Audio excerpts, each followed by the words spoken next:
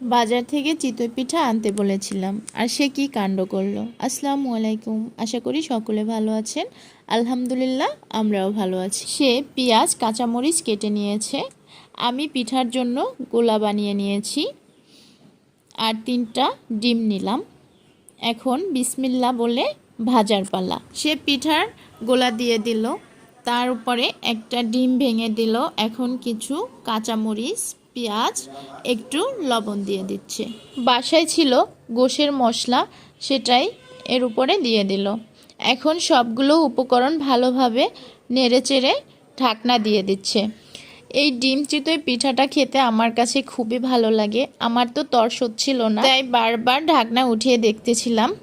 যাই হোক, ফাইনালি আমাদের পিঠা তৈরি হয়ে গিয়েছে। পিঠাটা কিন্তু খুবই সুন্দর হয়েছে, মাশাল্লাহ, দোকানের চেয়ে কোনো অংশে কম না।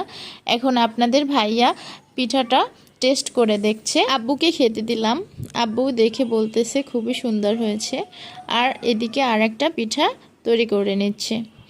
আমার এই ডিম চিতই পিঠাটা খেতে এতই ভালো লাগে, আপনাদের ভাইয়ার সাথে যখনই আমি বাহিরে বের হই তখনই সে আমাকে একটা ডিম চিতই পিঠা খাওয়ায়। সে পিঠা বানাচ্ছিল আর আমি দেখতেছিলাম আব্বু কী করতেছে।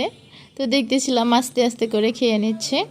আমাদের সবগুলো পিঠা বলতে 3টা পিঠা বানিয়েছিলাম, 3টা পিঠা বানানোই শেষ। তো এখানে কিছু গোলা ছিল, তার ভিতরে লবণ, পেঁয়াজ আর একটু গোশের মশলা দিয়ে একটা পিঠা দিয়ে দিলাম। আমরা দুজনে মিলে পিঠা খাচ্ছিলাম, মাশাল্লাহ, অনেক মজাই ছিল পিঠাটা। আজকের মতো এখানেই, আল্লাহ হাফেজ।